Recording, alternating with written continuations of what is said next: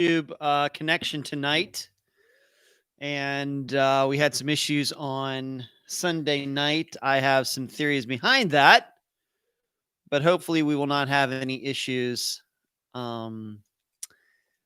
this evening. I'll talk about that in a bit, but it is 9 o'clock. And I just typed in there, what's everybody listening to today? I suppose I could give you 100 guesses. Each of you 100 guesses. And you never guess the musician / group that I was just listening to before we came on the air here. And in fact, I will tell you who it is here in a moment. But I'm telling you, it's probably going to stun you. But there's a particular song. I wouldn't say I'm a big fan of this musician or group as a whole, but there's just one particular song that I really like, and that's what I was listening to before I turned the camera on tonight. So I hope everybody's doing fantastic. I am got Friday's episode done today, recorded all of it. Doing some other things. Of course, I had to put together my outline, my notes for tonight's live show that we're doing right now. I only got a couple questions, but I did find one from last week that I did not answer that I surely want to answer tonight because I think it's a really good question. And we'll see where it goes from there. Hello, little bit. Little bit. Karen, Joyce. Yeah, sorry I didn't make it, Joyce, but we had some technical issues on Sunday night for the think tank. So we still got it done between Sunday and Monday, but it was a little bit of a chore. Fishing, Delane, Susan, Jasmine, Paula, Kathy. 2 Kathys in a row. Kathy. Joyce says she's listening to Queen and Leonard Skinner.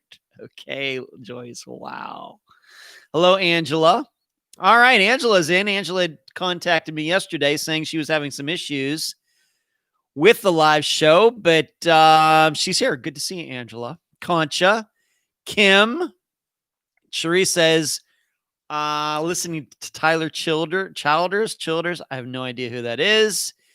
Kathy, no music today, grocery shopping. Well, it's interesting that you bring that up, Kathy, because the song artist that I'm going to tell you about in a second came from when I was grocery shopping a while ago that I was like, who sings that song? It's a fantastic song. Who does it? And it was while I was grocery shopping. So there you go, Kathy. Accountability. Wow, 6 syllables. All right. Hello. Jasmine, hip hop was for Jasmine today. Kim was listening, shared, do you believe in love after love? Okay. Louise, hope you're doing well. Kim, Backstreet Boys. Oh my gosh, Kim.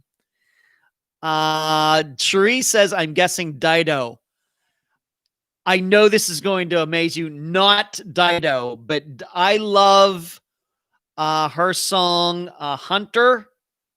That is a fantastic song. That's Dido does that song, right, Cherie? Fantastic tune. In fact, I got to put that. Thank you for reminding me. Got to put it on my Spotify list. Fantastic guest though. It's close. You're very close, Cherie. Laura, meditation music. Ariana Grande. Ooh, Tupac and Alice in Chains. Well, that is certainly a mixture, Laura. Certainly love Alice in Chains. Hello, Melissa. Melissa and Ann are here. Okay. Hello, Eileen. Come on, Eileen. Miss, hey, Misfit. How are you? I'm doing good. Hello, Elizabeth M. Sharia, remember telling me that once. That's why I went with that. Very good guess. Very educated guess, Sharia. Very educated. Love that song. But if anybody has never heard it, just do a search for Dido. Hunter is the name of the song. Fantastic song. Oh my gosh. Carrie, Laura, Eileen was listening to Led Zeppelin. When the levee breaks, I got no place to stay. Lane, listen to some Genesis. Love old Genesis, Lane. Tool, huge fan of Tool. Enema, fantastic album.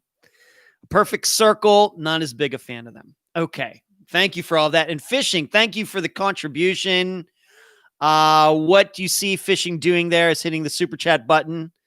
That little gray square with the $sign inside of it. You can contribute to the program while you're watching, and I would deeply appreciate it. Thank you. You're very generous, Fishing. And of course, to remind everyone, as you are watching tonight, or if you're watching this later as a replay,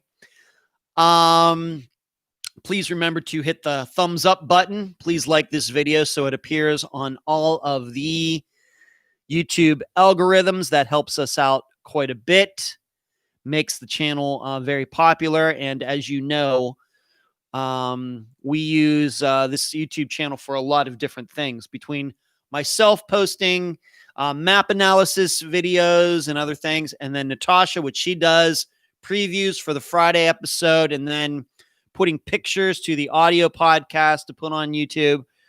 We use our channel as much as anybody in true crime, and I think it's well worth the while if you like the videos while you're watching them, and then, of course, become a subscriber. I think you get a lot of content.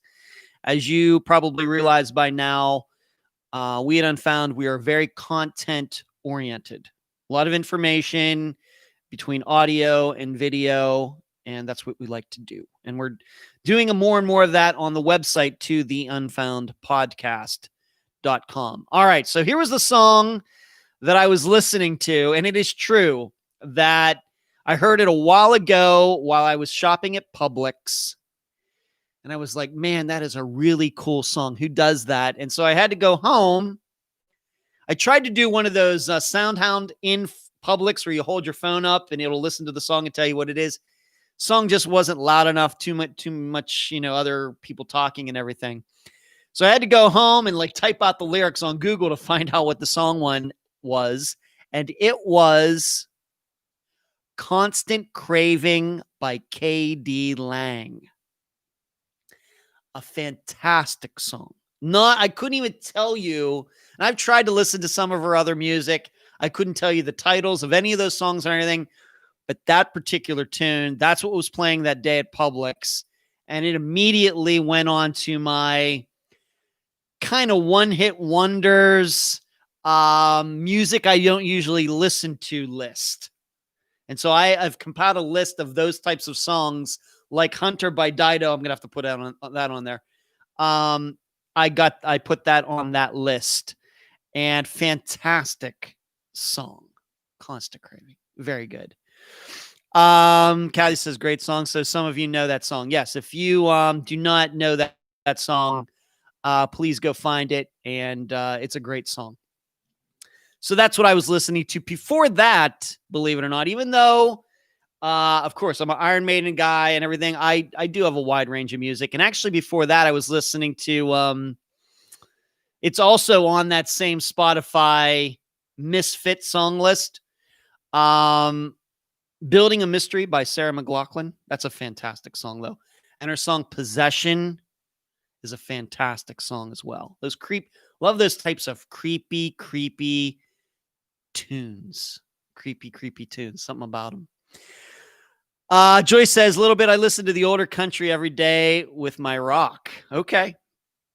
I can't listen to Fishing. Oh, me, my country. Katie is so great. See, to me, that song is not country to me. Constant Craving is not a country song. She may be a country artist. I guess that's what she considered. I don't even know. But that is not a country song by any means.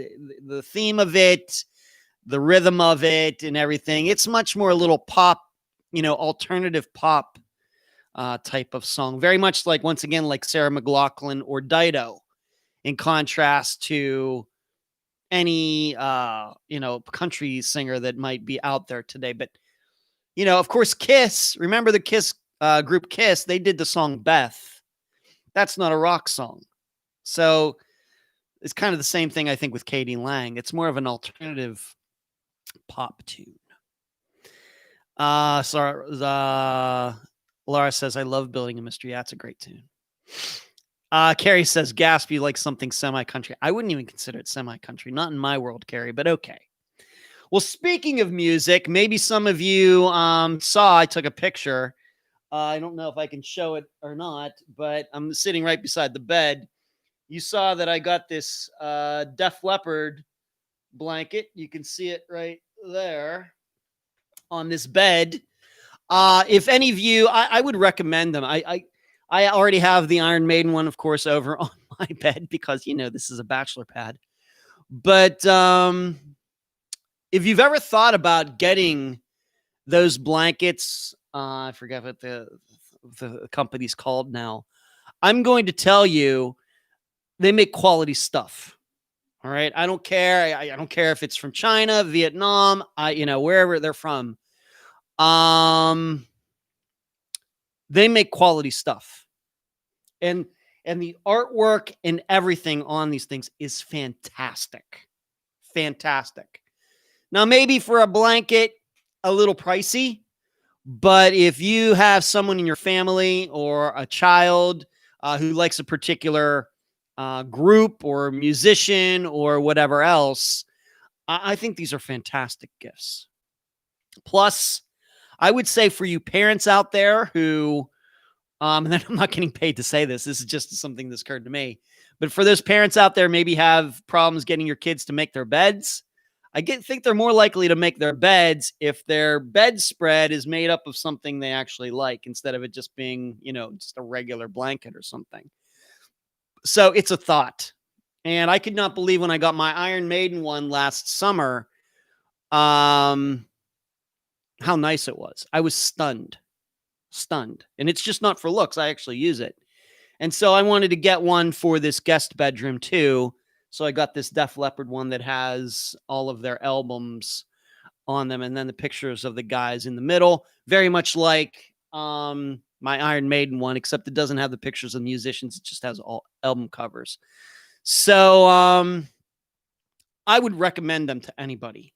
And they get, you order one, you get them pretty fast. Mine came by DHL. It's like, it's already here. Yeah. So that's something that I got within the last couple days. And it's a smaller one, of course, than the one in my bedroom, but it's a very, very good quality. And once again, I can't remember what the name. Let me see if I can find the name for all of you if you are interested. Hold on a second. What are we doing marketing for this company? It's crazy. It's just I've been so impressed. I usually don't do this, but let me see if I can find it.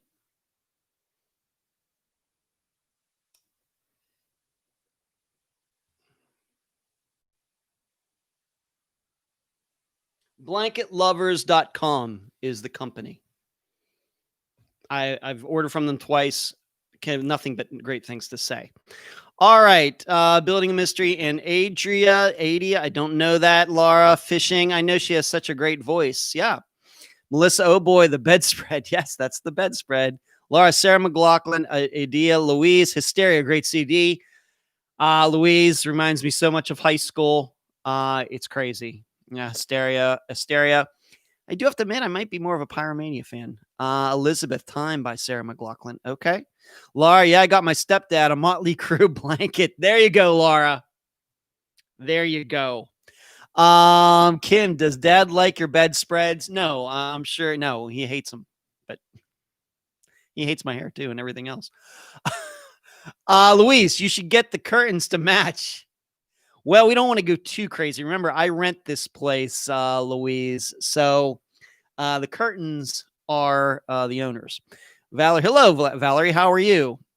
Yeah, not sponsored. Yes, Blanket Lovers does not sponsor this, but if I find something I really, really like, I tell you about it. Tammy, does your Iron Maiden bedspread give you nightmares with all those pictures of Eddie? No. Hello, Vegas. How are you? Vegas girl. No, I really don't have too many nightmares there, Tammy. I love my Iron Maiden bedspread. And once again, like I just said, it causes me to, make my bed every day because I love the pictures and everything. It keeps everything neat. All right. So maybe you can tell also my allergies have kind of kicked in. I've done some cleaning around here over the last couple days. The dust gets kicked up, and I can tell it goes immediately to my lungs. And I'm wheezing a little bit more than usual. I've actually had to hit my inhaler a couple times. So I'll be calling my doctor tomorrow to get a refill for that, all that stuff, because this is coming up is allergy season, and I want to be prepared because I don't know if I ever told you, but back in early 2017, when I was doing the interview for either Rebecca Gary or Teresa Butler. So either one of those, one or the other. I actually had an asthma. You can't tell when you listen to the interview, but I actually had an asthma attack during the interview and still continued the interview. That's true. And so I've been fighting that ever since. And I have a funny story about how I actually met my doctor that I have now because I had asthma. But it's kind of kicked in. And when I do any cleaning around here, just the stuff start flying around. And so I've had to hit the allergy medicine or the inhaler a couple times. So I'm lucky to have it.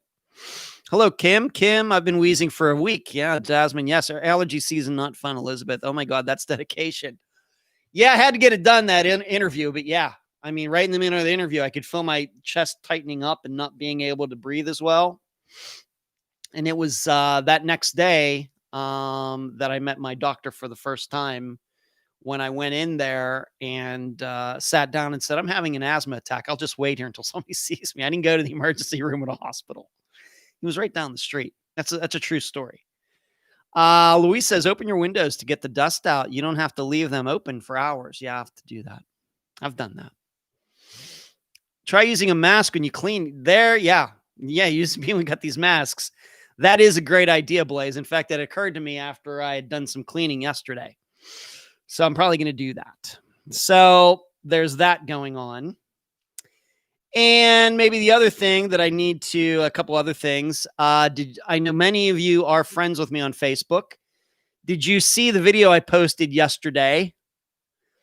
I had back in high school, way back in the 80s. And as I stated, when we did that musical in high school, it was Happy Days. We did a musical of Happy Days in the Leechburg High School Drama Club. And the agonizing thing is that when we were doing that musical in high school in 1987, we were closer to the 50s than we are now to the 80s. It's just so crazy. It's just, I don't know where the time goes.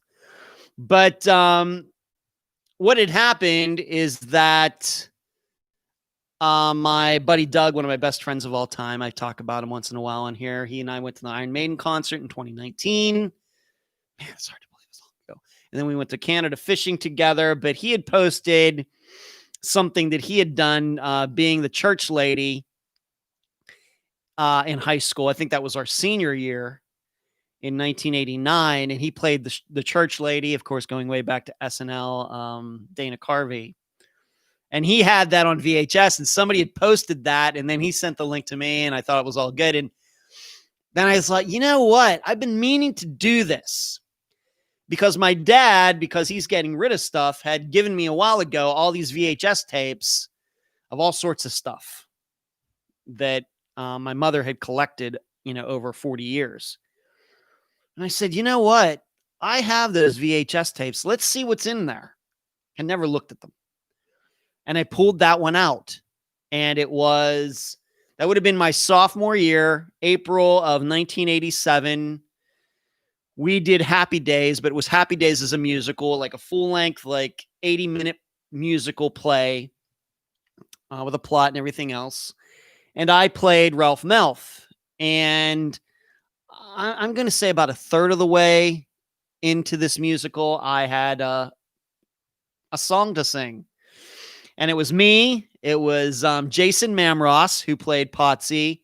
And it was, Matt Cericio, who played the Fonz. And I was trying to woo this waitress that worked at Al's, and her name is Betty. And it was called Betty, Betty, Go Steady With Me. And so I pulled that up on the VHS, and I just happened to have a VHS player here in this condo that I rent. Put the tape in there, and it looks great. I mean, for 1987 being a VHS tape that's 34 years old, looked pretty good. And I just went right to that part, filmed it on my phone, and then uploaded it. And it's just like, I just remember, it seems like it was yesterday. I remember practicing. I remember learning the lines. I remember the choreography, practicing that, everything. Just crazy. So I probably have, I don't know if I've ever watched that tape. Ever. So it was funny to dig that out. And I want to thank my buddy Doug, who put that even in my head. It's like, I've been meaning to do that. And so I finally got to post that. So if you aren't friends with me on Facebook, then you have no idea what I'm talking about. But, please friend me so you can see it. And if you are friends with me, then you probably did see it. And it was such a great time. Drama club in high school was so good. And somebody asked me a question about that I will answer later. So that was a good time. That I was a sophomore, and I got to have a singing solo in a play, with juniors and seniors in it. Was pretty cool. It's pretty funny too. Pretty funny. All right. So let's get, we're 21 minutes in. Let's get to some of the items that relate to Unfound. Maybe I should read these first. Valerie says, I'm about to get my second COVID vaccine. Wonder if I still have to mask after. I don't know. Sharon says, that was so great, the video. Thank you. Eileen says, wasn't that special? Yes. The church lady. Louise, Valerie, yes, I believe you still have to wear a mask if the vaccine does not stop you getting COVID. Kathy, a friend of mine, her ex-husband, went to high school with Dana Carvey. I met Dana twice after we saw him. Very short, about 5'5". Yeah, he's a little guy. He is a little guy. Kim says, I didn't see that. I'm watching it now. Well, you watch it, Kim. You can watch both at the same time. All right, let's move on to Unfound stuff. First of all, let's talk about the Noah Davis poll. Noah Davis poll. Actually, we'll be talking a bit about that, especially considering I had to do an addendum and then some other things. Gave a variety of choices. I think at least 4 choices in the group, as I usually do. Noah was murdered on the 27th, and somebody pretended to be him. He was murdered later, and those messages are from him. A variety of choices. And the easily most popular pick was that Noah overdosed the night of the 27th, and somebody pretended to be him on his accounts after that. That was the most popular choice by a long way. And that's kind of, I don't know if I'd like to think that everybody who chose that came to that conclusion on their own. However, it very well may be in the way the interview was framed by me that maybe some of you picked up that that's what I think. And I realize sometimes when I express my opinion, it's interesting how then people start to change theirs. And that's why I don't try to express my opinions publicly. That's why I just write about them privately on Patreon. But that was the most popular pick. But in the think tank, it was a little more 50-50. And Paula, who I don't know if she's in here or not, she also asked a question tonight that I'm going to answer in here in a bit. She brought up a very good point during our discussion, and that was, if Noah overdosed, why then would somebody feel the need to pretend to be Noah? Because I think that when we start talking, and we know that's happened, I'll talk about Eric Franks if everybody's forgotten in a second, but I think the general idea is that when we believe that somebody is pretending to be somebody who's missing by using their Facebook account, Instagram, or their actual phone, that we automatically think there was foul play. I think that makes a lot of sense, because why else would somebody do that? So what she's saying is, well, if Noah overdosed by accident, then why would somebody, once again, then feel the need to pretend to be Noah if it was an accident? It's a good question, and I got to say, I don't have a good answer to that. Okay, I don't. However, I still believe that somebody else was using Noah's accounts after the 27th. Okay, for a variety of reasons that I'll get into in a moment. But just to see how far people are willing to take this, it's interesting to me. We go back to Eric Franks' disappearance that we covered in 2017. Of course, in 2020, there was big news with his car being found. And people will remember him going to Michigan because he found out he had a daughter. They'll remember Kendra. They'll remember John. They'll remember Eric trying to get into his daughter's life. They'll remember him and his car going missing and everything else. My perception, though, is that one of the main points that people forget about his disappearance is that somebody pretended to be Eric using his phone and his laptop for at least 6 months after he disappeared in March. I think a lot of people forget that, even though I will admit, even I forget that once in a while. But when that topic comes up, for example, in Noah's case, then I automatically come to Eric Franks's disappearance, immediately comes to mind. I think a lot of people forget that. And that's why, even though Eric had a lot of friends, he had people who cared about him, of course, his mother, that none of these people really knew he was missing until November of that year, even though he probably disappeared in March.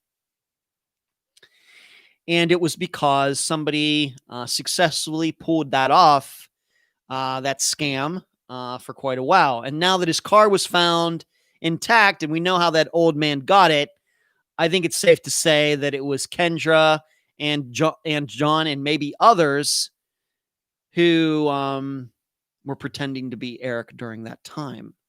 So when we go back to Noah's case, it is certainly not crazy for people to think that somebody did have his accounts and his phone and were pretending to be him. If they could do it for Eric Franks for 6 months, then surely somebody could do it for just a few days with Noah Davis. So let me read some of these things. Blaze, I wanted to mention that I had seen the ladies that were going to do the timeline speaking very badly about Noah's mom right after she died. Yeah, I don't know anything about that. Louise, maybe to access bank accounts to get money, etc. They could have had something to do with the death, maybe gave him the overdose in a drink or something. Could be. Blaze, that would be why no one likes those ladies. Well, I wouldn't say no one, Blaze. I would just say that there's just two distinct groups out there, even to this day. Sheree, seems like I've heard that happen a few times, actually. Yeah. Regarding somebody pretending to have somebody's phone tree, yes. I'm thinking that we have talked about that in a few other disappearances, Sheree. It just off the top of my head, I can't think of them. It's just Eric Franks's that is probably the most extreme example, and probably that's the one reason I remember it the best. So that's so in the think tank, it was a little more 50-50, closer to 50-50 than it was in the group poll. It was evenly split between Noah overdosed and somebody did something to him on purpose that didn't have anything to do with him overdosing. Once again, because of the reason, well, why would somebody portray him if it was just an overdose? So I want to thank Paula for asking a very insightful question in the think tank. I just had to mention that. That's really good. I think really, really good insight. Now, let's move on to this. Continuing with Noah Davis discussion. Of course, I did the addendum on Monday, and that was because I got this information right after the episode came out at 2:00. I got this information at 4:00, and I'm not going to get into why I didn't have it earlier. Ultimately, I'm responsible. But one of the things I mentioned in the addendum that if you listen to it, regarding now it is clear that Michael Cobb picked Courtney and Noah up, not Uncle Rick. That is clear from those messages. What I didn't mention in the addendum that I will mention now is that, and it's kind of staring you right in the face, is that, and I appreciate Natasha for posting the entire file, not just those, the little section from the 27th, 28th. But you have the opportunity to go back, well back into the timeline, well back into July, and see conversations between Michael Cobb and Noah. And what you will see when Noah is communicating with Michael is that he never types out the word you, Y-O-U. So if he's referring to somebody else, he never texts or types Y-O-U. He always just hits the U. So where are you is W-H-E-R-E space R space U, just the letter. He does that consistently. He never writes the word Y-O-U. But what do you see? When you get to the 28th, and it's one of those few messages that exists after the 27th, what do you see right there? The last message in his communication with Michael Cobb. Suddenly, whoever is using Noah's phone does type out Y-O-U. So it's a contradiction of everything that Noah had done beforehand. That is a huge tell. I know that being a writer for a long time, ever before I started Unfound, and of course I still write for Unfound in the, of course I write the scripts that I use for the program. I write the Patreon book, Patreon blog. Of course, I've done all the books. I've done a lot of writing in my life. And what you come to learn is that writers, they have their tendencies, even if they're not professional, they're amateurs, or they're just texters. We tend to use the same letters and numbers and words over and over again. Of course, we know how thick an English dictionary is like this. We only use about that many words out of it.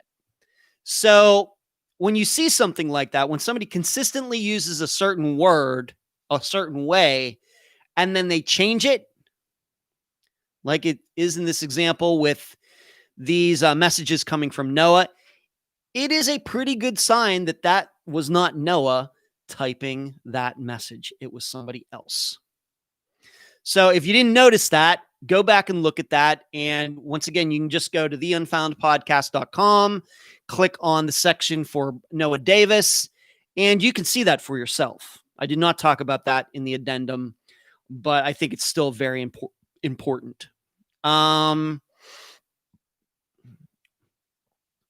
Yeah, someone needs to talk to Rick. We're trying to do that, Eileen.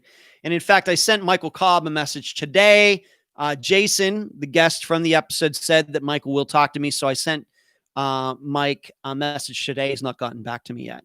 Sheree says, the think tank always gives me something new to think about. And that's why, Sheree, thank you. Great segue, Sheree. If you'd like to be part of the think tank on Sunday evenings, patreon.com/Unfound Podcast. You have to contribute at the premium level, $12 a month or above. Love to see you there. Do a lot of great discussions, even though we had some technical problems that night, but it doesn't seem we're having any tonight, which is good. Louise, if you don't speak or see family very much, I think if a person was murdered and the killer used their phone to message family or friends, they could pretend to be that person for a while. Yeah, they did. And in Eric Franks' case, that's exactly what happened. In Louise, if you are not familiar with Eric's disappearance, you haven't listened to that episode yet, go back and listen to that one, and you'll hear his mother talk about that. For sure. Thank you, Cherie. Melissa, I'm so sorry I missed who the Michael Cobb was. Michael Cobb, we found out, Melissa, is actually the person who picked Noah and Courtney up on the 27th at Walmart/McDonald's. It was not Uncle Rick. It was Michael Cobb. And those messages that are posted to the unfoundpodcast.com prove it. Louise says, I think if you text a person on a regular basis, you get to know how they text. And if someone else pretends to be them, you would know. Yep, I agree. Melissa, thinking of the imposter texter, maybe they were trying to stall friends and family while disposing of his body. Well, I would say, Melissa, and we talked about this on in the think tank on Sunday and Monday, is that the reason people do that, they pretend to be somebody, is because they are trying to change both the location and the time of the disappearance from a time when they don't have an alibi to a period where they do have an alibi. That is, I know this sounds like the game Clue, but that's exactly what it means. That's why they're doing that. They're trying to cover up the fact that, let's just pick out a date. They're trying to change the idea that John Doe disappeared on May 1st from 7-Eleven to the idea that he disappeared on May 10th from a Starbucks. That's what they're trying to do, because these people, they'll have the phone, they'll be somewhere and make it look, and then the last message will be on the 10th, and everybody will accept, well, that's the missing person date. And then that person who is the guilty party can say, I don't know what to tell you. I was work that day. Whereas on the May 1st, the person wasn't at work that day. That person was with the missing person. That's why it's done over and over and over. That is the only reason. So looking at Noah's disappearance, I have to believe it's for the same reason, that somebody was using his accounts to change the missing person date from July 28th to some other time. And that person has successfully done that, kind of. In addition, moving it away from wherever Noah was to somewhere else. And so this person has an alibi for whatever date the messages do stop on. That's why it's done. And of course, you couldn't do this before cell phones and social media going back in the 1990s and earlier. But this is one of those pluses and minuses. The pluses with social media and phones is we can track people. The minus is somebody else can get those phones and social media and pretend to be that person. Pluses and minuses. Elizabeth, did they ping the location? Not to my knowledge. They should have. Too late now. If they did, I certainly haven't heard anything about it. All right, so there's that. So once again, that information regarding Michael Cobb picking them up was important enough to me that, and I got it so soon after the episode that I thought, I'm not going to wait till the live show tonight, especially since most people listen to the program. A lot of people don't ever tune into the live show. Unfortunately, they're missing a great time. But I thought, I have to do something where the entire audience is going to get to hear this. So that's why I did the addendum on Monday. Could not wait for tonight, and certainly couldn't wait till the next update episode in April. So there's that. Can the police ping any phone to its whereabouts, any make, phone, or network? I'm pretty sure, Louise. Pretty sure. Phones are just like computers. They have an IP address, and they can do that. Sometimes it works, sometimes it doesn't. So continuing with Noah Davis stuff, you should know, and because I do this for all emails that I get like this, I'm not picking them out. You know how I have read emails on this program before, criticizing the program, and then I write a response, and I read the response as well. I do that. And if people don't like me reading their emails on the show here, don't send me any messages. So I did end up hearing from Josh Wright yesterday. Of course, if you've been following Noah's disappearance, you know that he has been the main spokesman. But as I said last week, before Noah's disappearance came out, the reasons I said I can't have Josh on the program is because he's a horrible guest. I don't know if he had anything to do with Noah's disappearance. I don't care one way or the other. He's just a horrible guest. I think that if any of you have listened to his interview with Marissa at The Vanished, she is, of course, an experienced interviewer. If you watched John Lorden's interview with Josh, going back once again, both of those programs came out in 2018. You watched that. John, experienced interviewer. Maybe both of them aren't as experienced as I am, just because Unfound is a little different. But certainly They've talked to a lot of people. And both of those interviews are completely unlistenable or unwatchable. No offense to John or Marissa. Not their fault. Not their fault. So I can't have a person like that on the program. Can't do it. If I'm going to do that, I might as well not cover the disappearance at all. And Josh has had 6 years to kind of polish himself up. He's done interviews with media, other websites, and audio, and it's all the same. You come away from all of it wondering if you really know any more than you did before. I would say probably not. And that's just not what we do here at Unfound. We just don't talk to people because they want to talk. We're in the information business. We're not in the disinformation business. Even with Steve Pankey, as much as I know a lot of people said, man, he really liked to talk about himself. Steve Pankey, when he was asked direct questions by me, he answered them. I'm not saying he was telling the truth. I don't know. It's up for all of you to determine whether he was telling the truth or not. Okay, some people think he was. Some people think he wasn't. But Steve Pankey, although he liked to talk about a lot of stuff in his life that didn't concern Janelle Matthews, I think that that's still the best interview he's ever done. But if you listen to other interviews he's done, I think he's done okay. But with Josh, I don't think I can say that. I don't think I can. And so just can't have people like that on the program. Not for Noah Davis's disappearance, not for any disappearance. It's just not helpful. I'm here to get information out, reliable information out there about disappearances. I'm not here to just allow somebody to talk because they've been the spokesman for so long and they think they're entitled to be talked to, even though everybody realizes the person just isn't a very good talker. That's not what I do. So having said all of that, here is his email that he sent me, unedited. And I will read what I wrote back to him, kind of a lot of what I just said right now. Josh sent this email to unfoundpodcast@gmail.com.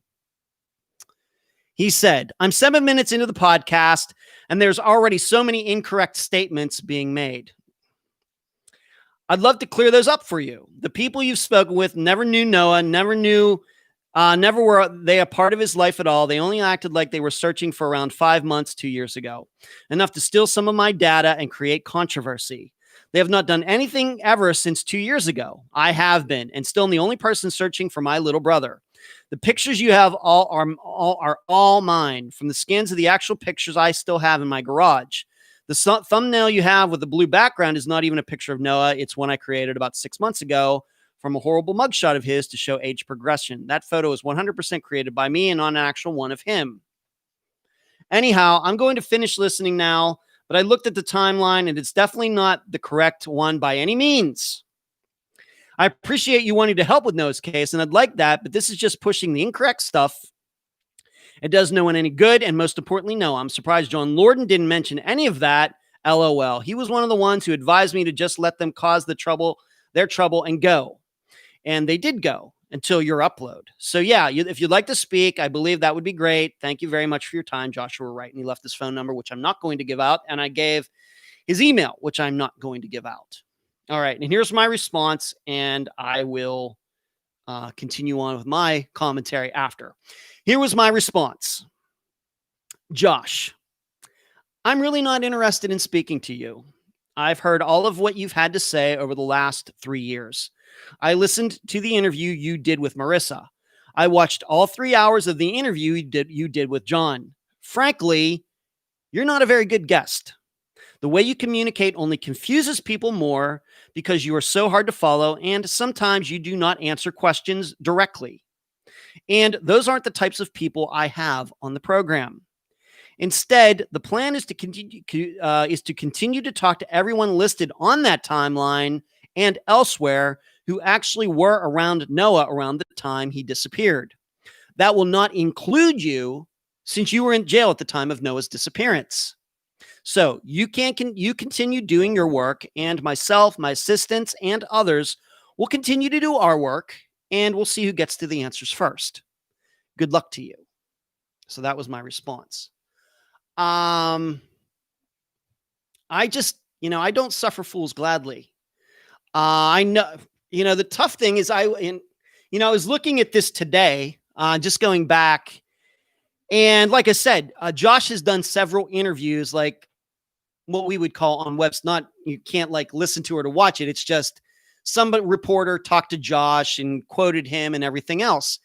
And, the funny thing, in all of those interviews that Josh did, the missing person date is exactly what we talked about on the program. And that is July 28th, 2014. So even in interviews he has done with reporters, what we might call old-fashioned newspaper reporters that eventually gets on a website or something, even in all of those, the disappearance date is given as July 28th, 2014. So, I think what he's saying is that that's not the right date, among other things.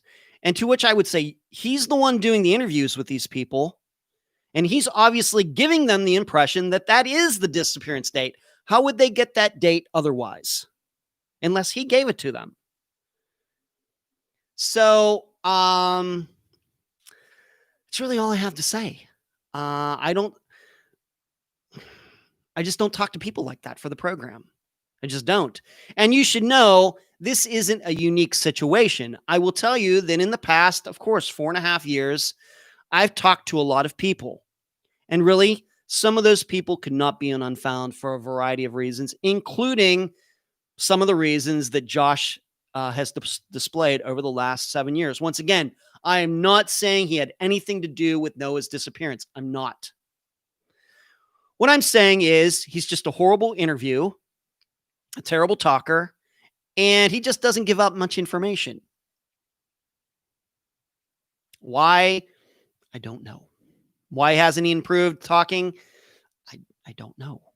So this is just, it's not personal. It's just business. So there's that. Let's see what,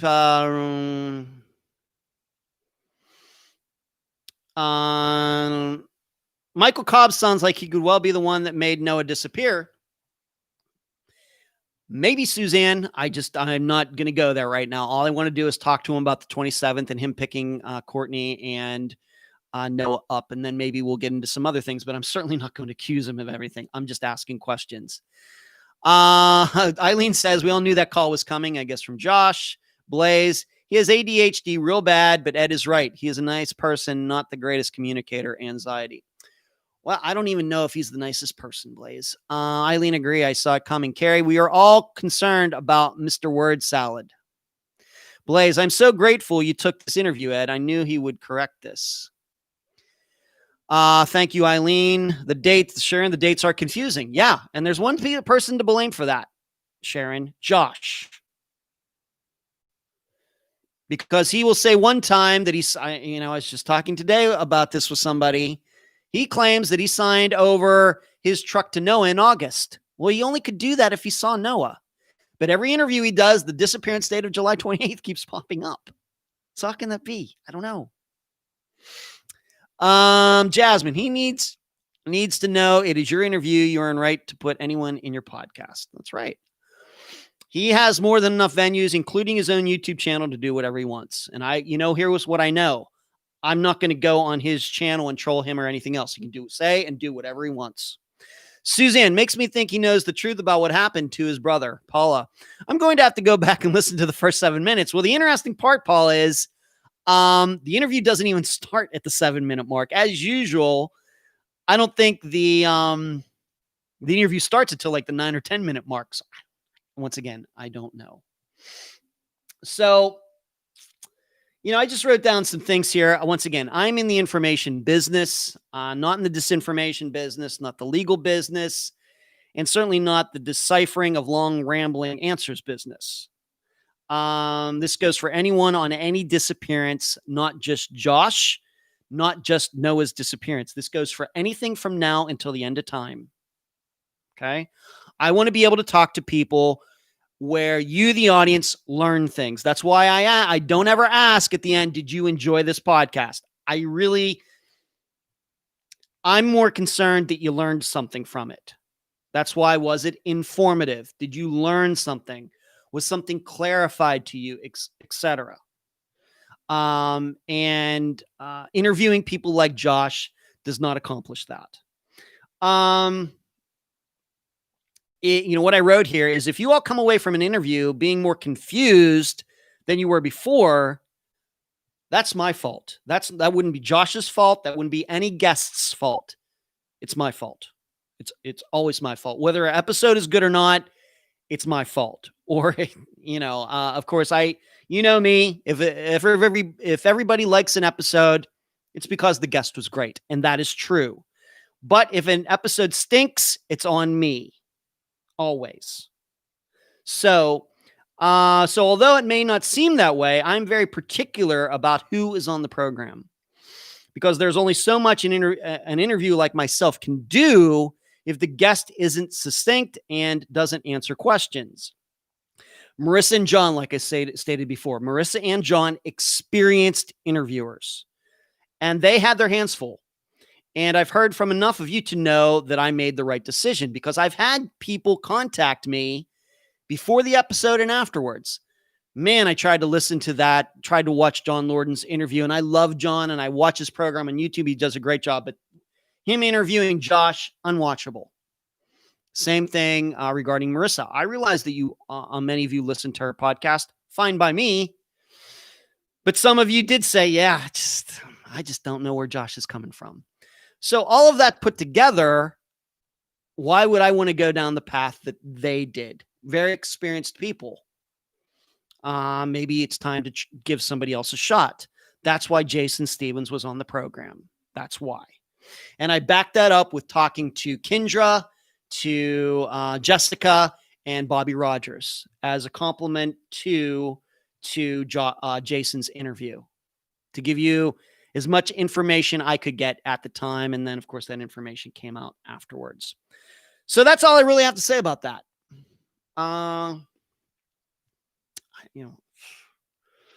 It's just a matter of me making sure that we are doing quality programming. That's all it is. And it very well may be when John and Marissa did their interviews back in 2018, that maybe they just didn't know Jason was out there. They didn't have access to him. I don't know. I think that given how they do the programs, maybe in retrospect, that they might have made a different choice back then. Maybe not. But there may be a variety of reasons that they chose to interview Josh in contrast to somebody else regarding Noah's disappearance. I have wanted to cover it for a while, kind of let things die down.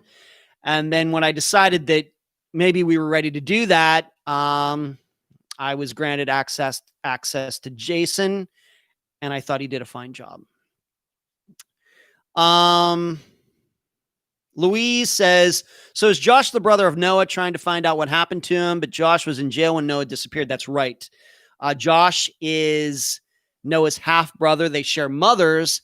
Jason is also half brothers with Noah, but they share fathers. So Jason and Josh technically have no genetic relation to each other. Blaze, give us facts in concisely the correct order. Now with maps. I love doing those maps, Blaze. I really do. Katie, he's not worth talking to off the record. I think Marissa had good things to say about him. I don't know. She may. I've never talked to Marissa. I've never exchanged emails, phone calls, nothing with her. All I know is what some of you who listened to that told me. And I've listened, of course, to it myself. Louise, is Josh wanting to come back on Unfound, talk about his brother? You just listened to the email. And that's not going to happen. Kathy, Louise, Josh wants to control the investigation. Louise, Kathy does OC. Yeah. Yep. Joyce, during the interview, Ed, I was trying to figure out who the mother and father To all concerned, reminds me of a very dysfunctional bunch of people. Certainly, people getting married and divorced and having kids and things, Joyce. I don't know how dysfunctional it is or not.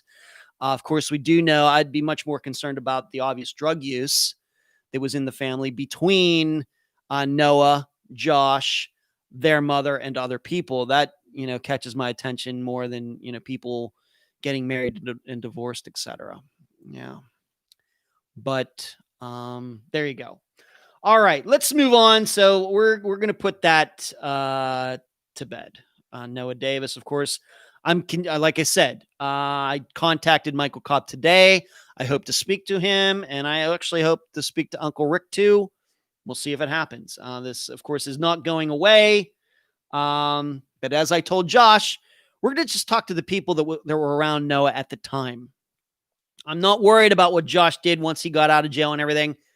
You know us. We stick to the people right around that time of the disappearance. That's what we do. And that's what we're going to do with Noah's disappearance. No different than any other. All right. Getting back to a more relaxed topic. Paula asked me, given I talked about that video, am I in any other musicals? No. That was the only musical that we did. We did a lot of plays. We did MASH my junior year, where I played Radar. And when I was in 8th grade, I luckily got on stage for that one. We did The Facts of Life. Remember that sitcom, The Facts of Life?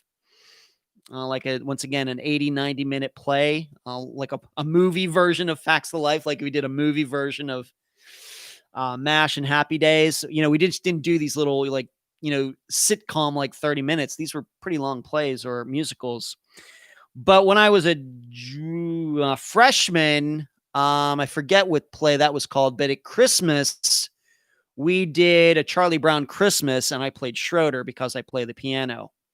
So I got to play Schroeder on stage during, looking like him, having that striped shirt that he had, and got to play the Charlie Brown theme. Such great memories, such a great time. Drama club in high school. It was such a great time. And maybe that kind of foreshadowed me getting into entertainment when I lived in Las Vegas, getting into filmmaking and everything. But Paula, I did a lot of musical stuff back then because I played the piano. My mother was a piano teacher, taught me until I was 8th grade. And so I have, I'm looking through those VHS tapes. I have videos of my recitals going back to like 9th, 10th, 11th grade. And we'll have to see what else is in there. But even going back to elementary school, there was a woman from Kiski area high school who would get children from different school districts together and put on like a show, would do skits and music from a lot of popular musicals like West Side Story, When You're a Jet All the Way, From Your First Cigarette to Your Last Dying Day. The only reason I know that is doing that thing back in like 5th grade. Did a lot of stuff like that for a long time. And even when I went to college, I played, I played the piano there, accompanied a lot of music majors, even though I was not a music major, and won a talent show and stuff. So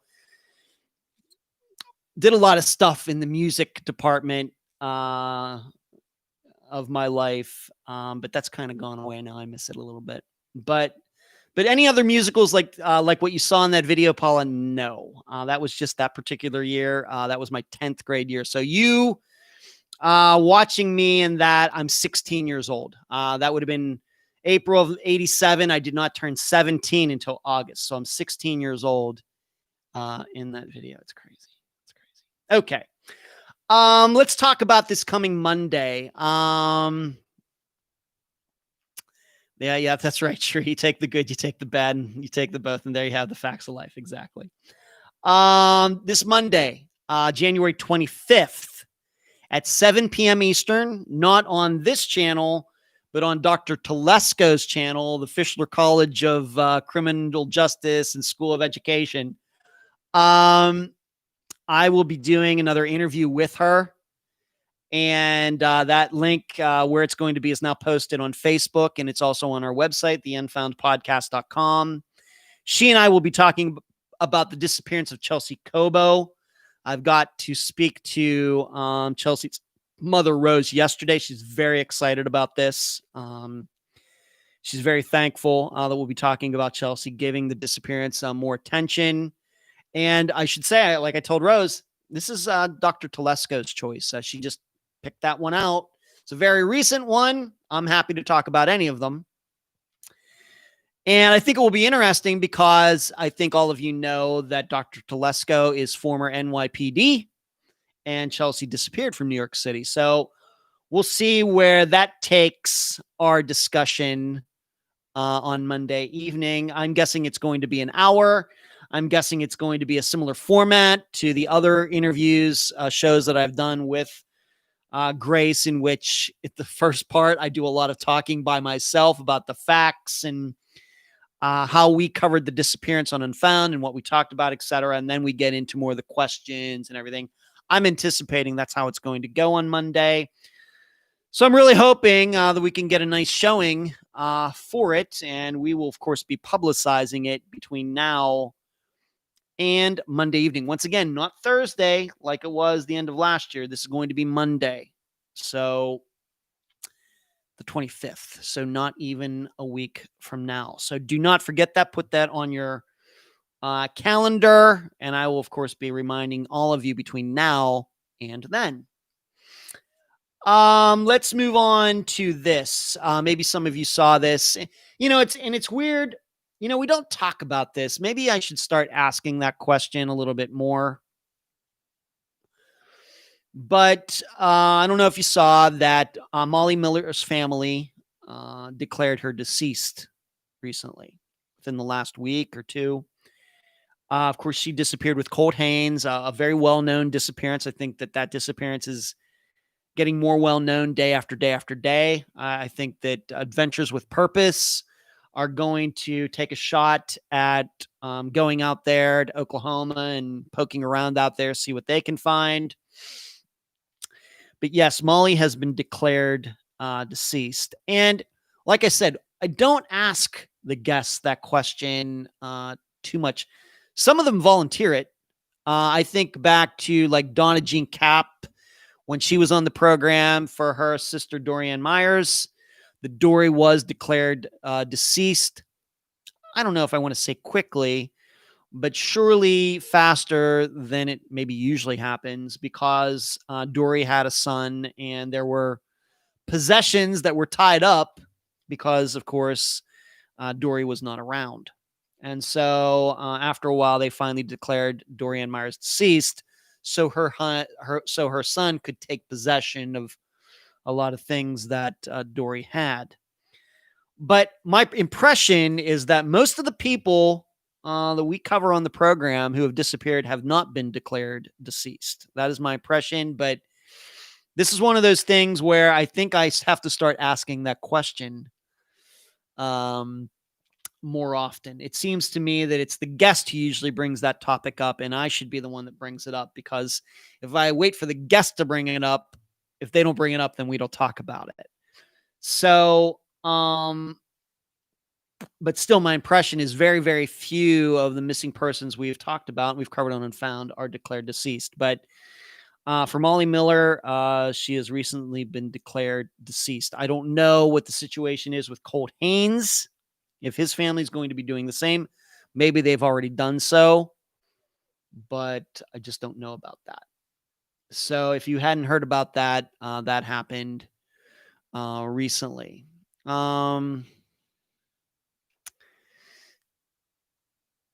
Blaze says, yes, both of Noah's parents passed away since he went missing. That is true. Cherie, yes, you take the good. Yes, the facts of life. Eileen, I wanted my kids to do drama so I could go to the musicals and plays. I got sporty ones and said, well, Eileen, I did everything. I was in the chorus because I played the piano, so I did all the accompanying for all of the singing. I was in drama club, played baseball. In fact, way back in the day in high school, when I got to be sophomore, junior, senior, my day started at like 5:30 in the morning. I would get up, and like this would be like in the spring when baseball season was, for example. I would get up at like 5:30 in the morning, practice the piano from 6 in the morning till 7:30 in the morning, and then eat breakfast, go to school. I think get to be at school by 20 after 8. So then after school, I might have baseball practice or a baseball game. So we'd get out early at school, go to the baseball games, usually started at like 3:30 or quarter to 4, something like that. So that would then be 2 hours. So quarter to 4, quarter to 6. I would come back and say the game was out of town. I would come back in my baseball uniform and then go to drama club practice at like 6:30 or 7. And then I'd come home, do my homework, go to bed, and then start it all over the next day at 5:30 in the morning. That was my life at one time. It was crazy. What was I thinking? So I was a little bit of everything, and that was not unusual at Leechburg because it's a very small school. My graduating class had 71 students. That's it. And so you had a lot of students who crossed over. There were no geeks. There were no jocks or anything else. You found a lot of people doing a lot of different things. So it was not like the Breakfast Club where there were distinct groups. Everybody was doing a little bit of everything is the way it worked out. So, but at some schools, when it's bigger, then it's easier for kids just to specialize. But at Leechburg, everybody did a little bit of everything, both the boys and the girls. Do I play any instruments? Well, I used to play the piano, but it's been a while. If I'm feeling real brave, Louise, I will dig out one of my piano recitals and videotape it and post it to Facebook. But I used to be a kind of a big thing when it came to the piano way back in the day. Joyce Blaze, I'm aware of that. I was sorry to hear about the dad looking so hard and both parents. Yeah, for Noah. Yeah. Ooh la la. Hey, Jill, what's up? Louise, after 7 years, a person can be declared deceased if they have disappeared. Yeah, and that date could be moved up, Louise, under certain circumstances. Like I talked with Dorian Myers, she was declared deceased well before the 7-year mark. Carrie says, I got into drama in spite of my parents saying I wasn't dramatic enough. Oh, you're certainly drama, Carrie. Louise, well, that's in the UK. You could be declared as dead after 7 years. I don't know if it's the same in the United States. It's similar, but it's similar, Louise, but I would not say the same. Like I said, special circumstances, especially if there are possessions that are tied up that nobody can take care of them. And like in Dory's case. Nina says the Bee Gees. I love the Bee Gees, Nina. Yeah. But I was not listening to Bee Gees. I was listening to a song by Katie Lang, Constant Craving, right before the show started. Carrie Louise, I believe it is the same here in most states. Delane, I wonder if some families hesitate to have someone declared deceased because they are afraid the disappearance will be forgotten about. That's certainly true, Delane. Hello, Alice. Carrie, Delane, I feel like most don't want to lose that last bit of hope. It makes it more final. That's true, too. But I do subscribe to the idea that they don't want to do that because the police will forget about it. I absolutely believe that. That's certainly true. All right. So Molly Miller, seems like we have a pretty good YouTube connection tonight, but what had happened on Sunday is like 30 some minutes into the think tank, everything just shut down. They couldn't chat. The counter that I can see was still going. It was still recording me, but I wasn't hooked to the internet. And we tried to rehook it up a couple times. It just wasn't working. So we completed the think tank on Monday night. And I appreciate all of those people who, found time on Monday night to join in. And once again, the think tank, patreon.com/Unfound Podcast. But what the building manager told me is something that I suspected. And that is this building. What they have is, there's just, even though I may have my own personal Wi-Fi and everybody else has their own personal Wi-Fi, there's only one cable coming into this building. And the rate is 50 megabytes per second, both uploading and downloading. And so, as is usually most of the year, and I've talked about this before, I live in this building. It says 20 floors, but it's actually 17 floors. And there's 4 condos per floor. So 4 times 17, let me do my math, is 68 condos in this building. And I'm guessing from about March till October, I doubt that even 1/5 of them are occupied. So here on my floor, I'm usually the only one here. There's 3 other condos for this elevator. I'm the only one on the floor. So I have it's like I have my own floor to myself. But so that's fine during those times when hardly anybody's in these buildings. But you get to the winter, people vacation here. A lot of people coming from the north and rent, or they own these places and stay in them during the winter. Then they start to eat up all the Wi-Fi. They start to eat up a lot of that 50 megabyte per second service. And I think that's part of it. And I think what also was going on Sunday evening is the Tampa Bay Buccaneers were playing. And I'm guessing a lot of people were watching that and might have been on the computer following stats or things in this building.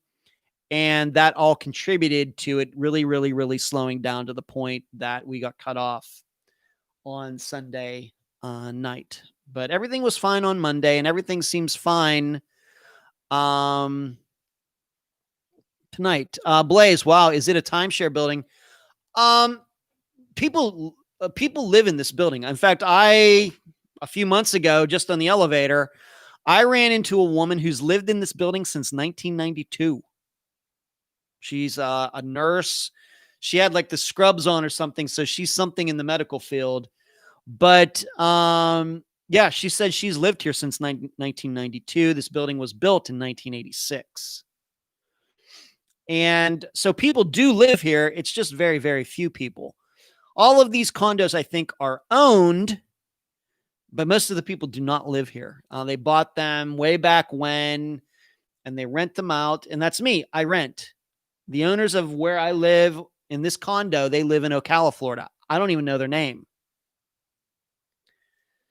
So I think that's the issue sometimes when we have live show issues, think tank issues. This is somebody is soaking up all the Wi-Fi and the uploading and downloading in this building. And so I anticipate as more and more people move out and go back home for the spring and summer, that as usual, I will see the internet really, really pick up in speed.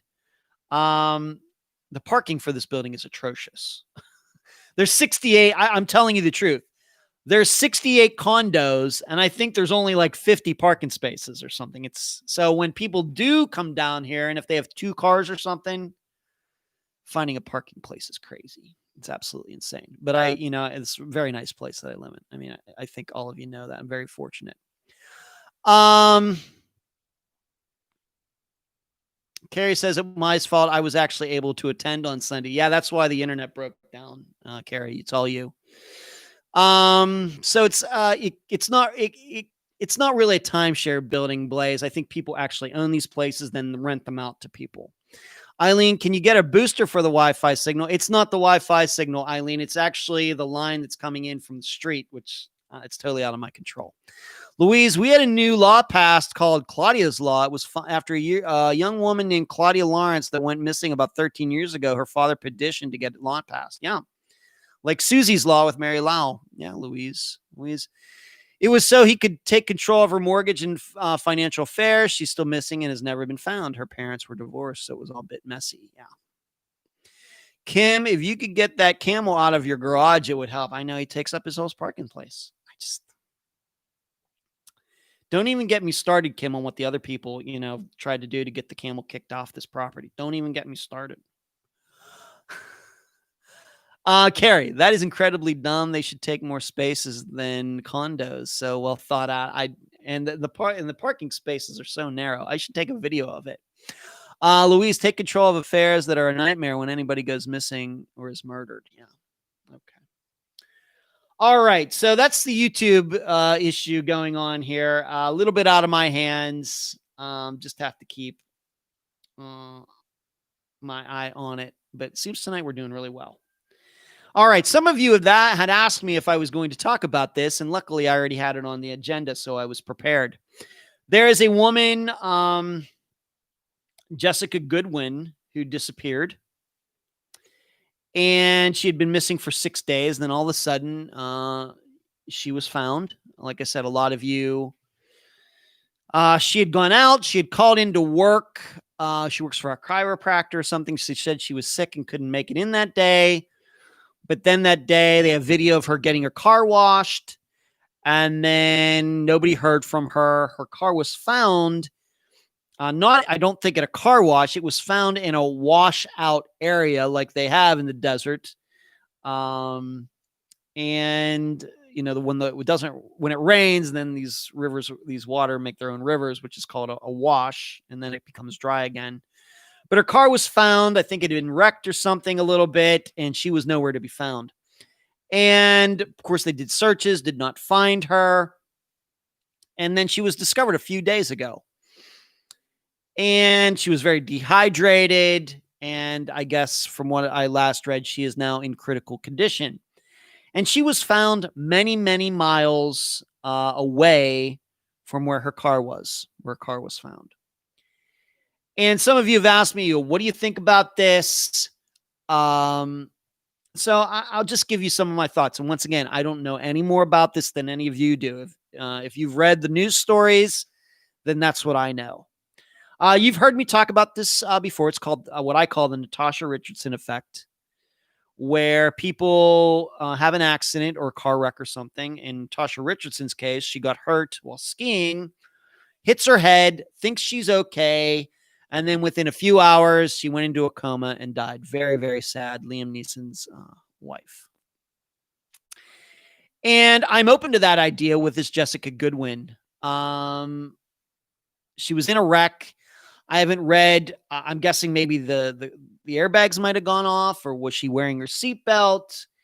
And she might have had some head injury that did not rise to the level of Natasha Richardson's, but a concussion to the point where she might have not realized who she was, where she was, dazed, forgot where she lived. These things are all possible. All possible. Doesn't mean it's going to be like that forever. We know of many athletes who've had concussions and they don't know who they are and everything. And then their mind kind of all finally works everything out. And so I'm open to that in Jessica's disappearance and then her being found. Fishing, no. Any updates on Dow Phillips? No fishing, I'm sorry to say. No, unfortunately not. But with Jessica, she was found many, many miles away. So I start thinking, okay, she probably didn't have any water with her. She was found dehydrated, but she's in Arizona. And, that's high. Even though it's cold that time of year, it's still very dry. We think maybe, if you're in the north, you think of cold air, you think of snow, high humidity, not where she was. And so you're more likely to become dehydrated in very dry air. Having lived in Las Vegas, I know all about that. So I start thinking, would she be able to survive 6 days? How was she dressed? It would be cold, especially at night. Would you be able to survive 6 days? Because, if you follow the old rule, I don't know if it's from the Boy Scouts or whatever, it says, when it comes to air, if you go 3 minutes without air for the average person, that's when problems get started. If you go 3 days without water, then problems start. And then if you go 3 weeks without food is when problems start. I remember reading that somewhere. And so this would be 6 days. That does get me thinking, would she be able to survive that long, or could she have gone somewhere else? The other thing that is puzzling to me is that the way they found her was pinging her phone. So I guess that means that she had her phone but never used it. It also means that somehow her phone kept a charge for 6 days. Now, I don't know what kind of phones all of you have, but there's no way my phone, where is it? It's over there. I'm not going to grab it, but it's an Android phone, fairly new within the last few years. If I don't charge it, it's not lasting 6 days. It might last a few days, but certainly not 6 days. But the way they were able to find her was pinging her phone, which means the phone still had a charge. So I just don't know. I think that there are reasons to believe that she could have hit her head and was just wandering around the desert for all those days. But I have to say, on the other hand, given that she did survive for 6 days in the Arizona desert without any water, and that her phone still had a charge after 6 days to the point that it could be pinged, and that she never used it, it does get me thinking. So I don't think, once again, this is just the information I've read. It does get me thinking maybe there's more to this story than what we know. And maybe that, that it might not be that she exactly went missing on the day that her car was wrecked. Maybe she was somewhere else for a little while and then went out there. So that's how I look at it. I don't know if I was ever going to plan to do an Unfound Now on it. Maybe if she had been missing for a month, I would have. But that's how I look at it. Delane says more and more people using smart TVs now too, using up bandwidth. That's very true, Delane. I didn't even think of that. Eileen, I thought it was just a small dent. I know I'm in the minority, but I keep thinking mental health issue. It very well could be she has a mental health issue. And if she does, I hope she gets all the help in the world. But I'm just trying to figure out if she was missing, walking around aimlessly in the desert for 6 days, would you survive that without any water for all that time? In addition, would your phone stay charged all that time? I think any of us who have experience, maybe we don't have any experience with being lost in the desert for 6 days, but we certainly do have experience with our phones charging them and keeping them charged and everything. And we all know that keeping our phones charged, even for a couple days without charging it, is difficult.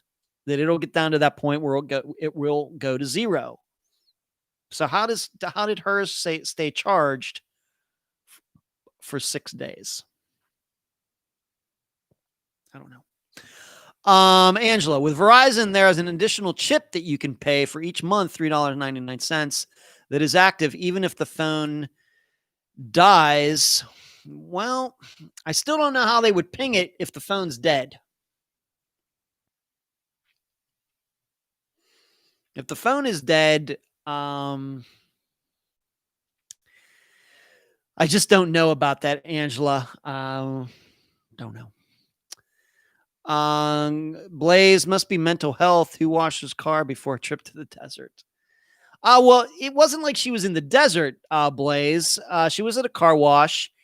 And the way I read it, that this, not a car wash, but a wash. Once again, an area that is a river when it rains. When it's not, it's just called a wash. There's nothing there. It was right off a street in this town. It wasn't like she was out in the middle of nowhere in her car. It said that she was just off this one street, had kind of driven out into the desert just a little bit. She wasn't miles out into the desert. So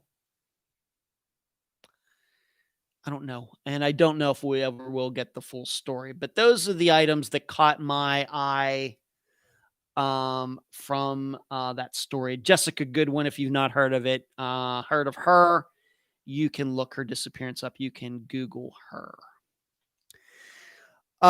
Cherie says, speaking of staying safe, okay, maybe we weren't, but pretty cool app called Noonlight. You should all check it out. Totally free. I don't even know what that is, Cherie. Delane, and she had the awareness to take her phone with her. Yep, or it was in her pocket or something, Delane. I'm hoping she'll give us a story, maybe, but if it's not the official story that everybody thinks that she was walking around in the desert for 6 days, if it's not that story, we're never going to hear it. So Eileen says, it reminds me of the woman who went missing in Zion, I think, that they found later safe after a week. Yeah. Holly Courtier. Louise, maybe no cell reception in the desert, but still has charge. When she was found, she was near to death. I know that. Yeah, she was very dehydrated and went critical condition. There's no doubt about that, Louise. But are we to believe she really didn't know where she was for 6 days? And, was her phone turned off? Maybe that's how it. Just something about the whole thing. I just don't know if we're getting the full story. Don't know if we ever will. I'm just glad she's safe. And if she has mental health issues, then I hope she gets the help she needs. Barbara asked me this last week. I answered her in the group, but I'm going to answer the question again for all of you. She wrote, you may have addressed this before, but what would be an approximate time for the decision to take a case to the time you actually record the interview?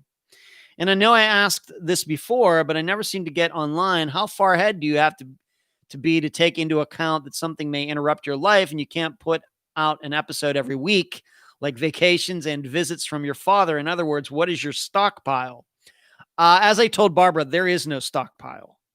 Really, just about all interviews are done approximately 10 days, usually closer than that, to 10 days before the episode's going to happen. For example, I've already done the interview for next Friday's episode. But there is no stockpile. I'm guessing that other podcasts, whether they're true crime or whatever, if these people don't do interviews, then it would not surprise me that they do a lot of recording on one talk, whatever they're going to talk about over the span of a few weeks. And then they'll have a whole year's worth of podcasts. If it's like a weekly show, that would not surprise me at all. Okay. That would not surprise me, but, I don't like to do that. I think we could do that. I think that if Emily and I really worked hard at that, if we wanted to do that way, we could do it. But that just doesn't feel right to me. I don't know how I could really tell a person, okay, we're going to do the interview now on January 20th, 2021, but it's not going to play till June.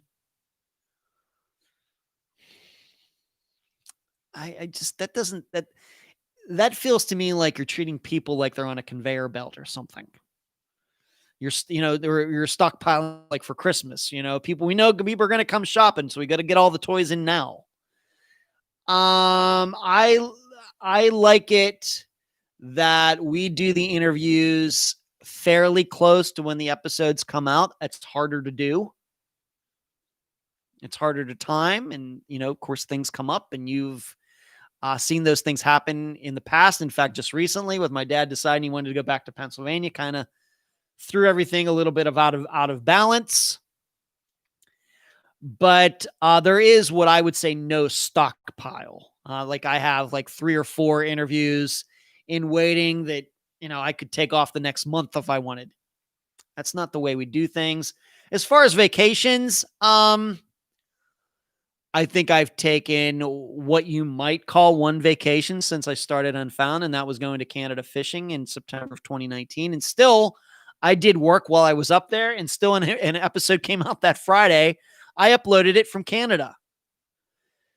So, But what would be an approximate time for the decision to take a case to the time you actually record the interview? Barbara, it's just tough to say. Just this Friday, I started talking to this young woman about her mother's disappearance in 2018, like early 2018. And here we are 3 years later, and now she's finally on the program. So it just depends. Whereas in the disappearance of Bonnie Santiago, the end of 2020, first time I ever talked to Bonnie's daughter, Gabby, was like 3 weeks before the episode came out. It just depends. But there are no stockpiles. And really, I don't really go on vacations. My vacations are going to play disc golf tournaments on weekends. And still, I do work when I'm there. I take all of my equipment. I've done map analyses on there. I've done interviews for future programs. In fact, I was in, where was that? I was in Ocala, Florida at an Airbnb when I interviewed Caroline Lowe for the Jody Husentrut episode. So I do work on the road. I'll do interviews in the evening on Saturday evenings or Friday evenings. It's just the way I do my work. I love it. It's awesome. Thank you, Suzanne. Eileen, not to mention, if you walked and something else happened, you would have to keep going back and interviewing again. That's right. And that's another reason that if you do interviews too far out, who knows what can happen in the meantime. You're exactly right, Eileen. Kim says, I enjoy my work as much as any vacation I could take. True. Karen says, you always seem to have a plan B. Kinda. So sometimes we have to make things up on the fly, but I have to say, given that the way we do things, Karen, that, we're able to turn out original material, original interviews, original video and audio every week. That's a credit to my assistants as well. Blaze, many podcasters I listen just say, I will be off for the next 3 weeks. I can't even imagine that. I just can't. I just can't say, you know what? No unfound episodes. I'm just going to play some replays and I'm going to go just do off something. I just can't imagine doing that. Now, granted, when my mother died in November 2018, there were 2 weeks there where there were no podcasts. I think everybody understands that. But other than that, we haven't missed a Friday. There's always something, even if it's revisiting a Robin Abrams disappearance. Of course, a few weeks ago with re-airing Jennifer Wilkerson's disappearance. And that was really because her mother died recently, very sadly. So we're just trying to keep everything out there. That's what we're trying to do. Louise, a few podcasters get canceled at the last minute because the people who are getting interviewed back out at the last minute or technical problems. Well, I don't like to cut it that close, Louise, to the point where I'm going to interview a person on a Friday and the episodes, or a Thursday and the episode's coming out on a Friday. I mean, I try to avoid that. I got to get it. I'd like to at least relax a little bit, get the interview, and okay, we got it done. It was great. The guest was fantastic. And so I can, concentrate on some other things. For example, I already did the interview for next Friday's episode. So what can I do? I can do some map analyses going back. I have time to do some of these other things that are very, very important. Whereas if I didn't have an interview done for next Friday, then I'd be like, well, we got to get this done. We have the material. They've looked at the outline. When can we get this person scheduled? And, I've talked to this person. I talked to that person. I think we're ready to do this. And, what are we going to do? So that's just come with some of the behind the scenes stuff. So, but that's how we do things. I really have no idea how other podcasts do their business, but I'm guessing that a lot of them do stockpile. They'll do recording, and then they don't have to do anything for 2 months. I'm sure that's very popular. Very similar to the way they do like game shows like Price is Right, Jeopardy, Wheel of Fortune. They record all of those game shows that you watch over the course of about a month. And then everybody takes off the rest of the year. That's why, of course, Alex Trebek, he passed away recently. That's why he died, and they're still showing episodes of him hosting Jeopardy because they have stockpiles big time. The other story that I wanted to talk about are these two bodies that were found in a basement in Columbus, Ohio. They were found somewhat dismembered, and their names are Tara Pennington, a woman, and Henry Watson. And I was reading a story. I think it was Cherie. You were the one that posted this in the group, and I appreciate that. I was reading that of course, they disappeared. And now, once again, they've been found in the basement at 2448 Sullivan Avenue in Columbus, Ohio. But something that I found interesting about this that I'm not sure quite makes sense to me right at this second is that I just took for granted that these two disappeared at the same time. You read the articles, it sounds like that. But I went to NamUs, and they're if you go to Charlie Project or NamUs, there's like no details. But for Tara, it says the date of her last contact was March 8th of 2019. Even though in the articles written about Tara and Henry being found says they disappeared in August of 2018. So I'm trying to figure out if they disappeared in August of 2018, how the last contact with Tara was in March of 2019. So that goes back to something we were talking about regarding Noah Davis's disappearance, Eric Frank's. Was somebody pretending to be her for 6 months with her phone or her social media stuff? I wonder. You can look that up for yourself. In Henry's case, his last contact was more in line with the final disappearance date. Last contact was on August 19th, 2018. So I'm left to wonder, being that they were found together, I was thinking that they disappeared together, but I'm wondering if they disappeared separately. That he disappeared first, and then she disappeared. I don't know. Once again, I'm having a hard time to rationalizing March 8th, 2019 as the last time somebody contacted Tara if she was really missing since August of 2018. So I just don't know. But I thank, once again, Cherie for posting that.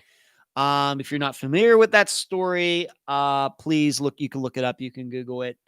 And the article was also posted in the Facebook group, our Facebook discussion group. Once again, that's Tara Pennington, Pennington, and Henry Watson, Watson. And the belief is that they were murdered and it had something to do with a drug operation. And I know when we all talk about Columbus, Ohio, I think, of course, about Jamie Bowen, especially when we start talking about a drug operation, something like that. Let's see. Louise says, I watch a person who interviews people and they cancel an hour before it's going live. Happens lots of times. That's weird. Delane, Cherie, where were some of the kinds of apps when my girls were all teens? Most of these podcasts don't background check and investigate as much as Unfound. That's kind of true. Yeah. Puma says, Puma. I love Pumas. Puma, I know is still a company, very popular, but for some reason I just think Puma is being very 1980s, and I love it. And this is what sets you apart from other podcasts. You take it seriously. Thank you for this. You're welcome. Puma just doing the way we think they should be done. Louise, this is like your show, but are interviewing people on the show, then it's canceled because the people don't want to do the show or they have not gotten back to the podcaster. Louise, nobody more than myself and my assistant Emily know more about people who say they're going to talk to you and then don't. happens quite often, more than I really ever even want to talk about. Shri, yes, right. I know what you mean. I had my 20 years. Okay.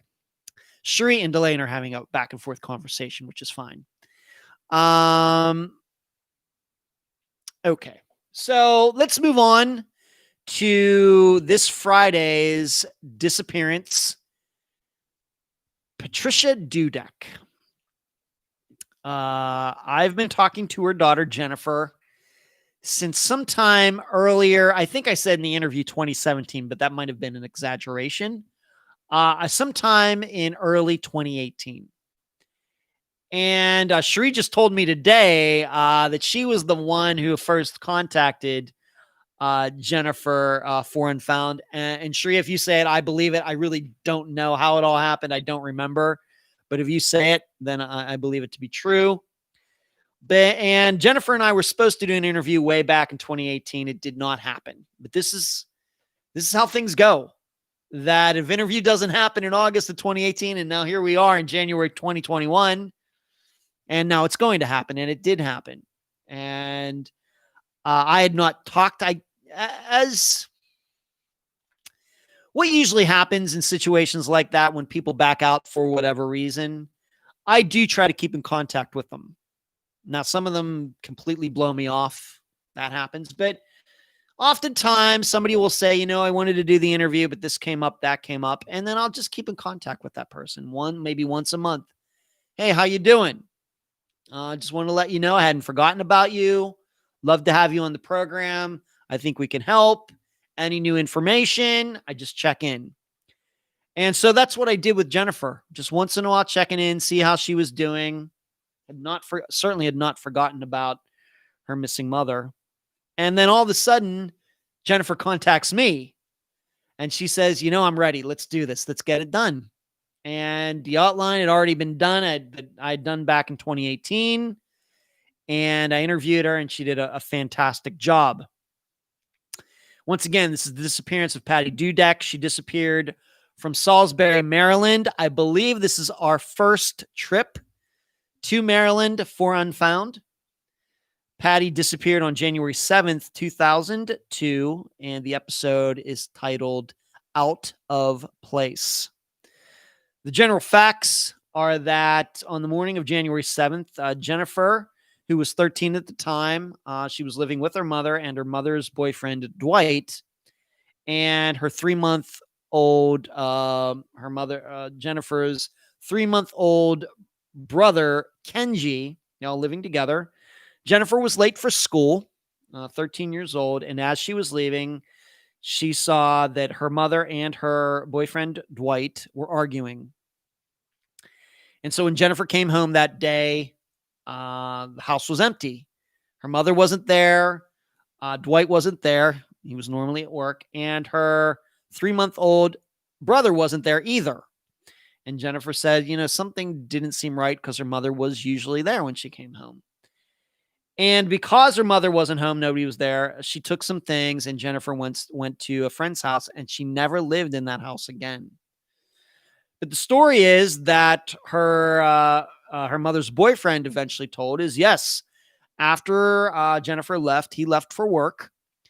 And then when he came home at lunchtime, he found Kenji, 3-month-old, in the car seat of their vehicle in the driveway of their home, all by himself. Paddy nowhere around. And so Dwight called a friend of his, an older woman from his church, and she said that she would watch Kenji for the rest of the day while he went back to work. He tried calling Paddy. They had cell phones. She didn't answer. She was never seen again. Now, I realize on the surface, some of you are going to say, well, that sounds like a pretty outrageous story. And we know that we've covered many disappearances where the guy does Marion Hurley, Angela Green, Julie Early, Rosemary Rapp. We've covered many disappearances like this where a man says, yeah, she just took off. And, I even state this in the episode. Before you jump to any conclusions, I hope that you will really analyze what Jennifer is saying and, really look at the facts very, very hard. Jennifer will admit that she and Dwight did not have much of a relationship after that for many years, but now here in the 20 teens going into 2020, 2021, she and Dwight get along just fine. And in fact, Dwight was a very good father to Kenji. Kenji's now 19 or something. He's going to be, I guess, a very good young man. So I just don't want you jumping to conclusions too quickly on this disappearance, but you can look it up. The disappearance of Patricia Dudek, Dudek, from Salisbury, Maryland, on January 7th, 2002. The title of the episode is Out of Place. And the guest is Patty's oldest daughter. She has 3 kids. Daughter Jennifer, I forget the name of the other daughter who is younger, and then a son, Kenji. But the oldest daughter, Jennifer Contreras, is the guest. So that's about it. Man, hour and 45 minutes. But Laura says, I'm so excited for this case. Laura says, Unfound comes to my neck of the woods. Well, Laura, I don't know where, maybe you're in Maryland, but yes, we're going to Maryland this Friday, and we're going to another state that we've never been to before next Friday, Delaware, for the first time. So Delaware and Maryland right next to each other. This wasn't planned, but that's the way it worked out. But I think the week after that, although I've not done that interview yet, I think we're going to be going to Louisiana, of course, a state we've been to many times. Delane, one of my son-in-laws is from there. Eileen says, can't wait to hear more about this one. Thank you, Eileen. All right, so what did we do tonight? I talked about my allergies, which I can feel right now. Talked about that Happy Days video that I posted to my private Facebook page. If you'd like to see it, friend me and you can see it. My Def Leppard blanket that's right here. I also forgot to tell all of you, I got one of those star projectors for my place. It's fantastic. And I moved my lava lamp. Talked about the Noah Davis poll, talked about some think tank issues. Dr. Telesco this Monday, 7:00. I talked about the addendum I did for Noah Davis's episode. I talked about Josh Wright writing me. I read his email. I read my response. Molly Miller declared deceased. YouTube connections, no problems tonight. Thank goodness. It was a nice, smooth show. Talked about Jessica Goodwin. Talked about 2 bodies being found in the basement of a house in Columbus, Ohio. And took some fantastic questions. We talked a little music at the beginning, me listening to a little Katie Lang before the show started. And then we finished, as we always do, with this upcoming Friday's episode, The Disappearance of Patricia Dudek. That's all I got. You're welcome, Blaze. Thank you. I hope you have a great rest of the week. You will be hearing me with Jennifer on Friday, and then on Sunday for the think tank. We're going to have a great think tank. I can tell it already. If you'd like to be a part of the think tank, patreon.com/Unfound Podcast. Please give this video a thumbs up. Please subscribe to the channel. We're almost to 11,000 subscribers. Good night. Bye-bye.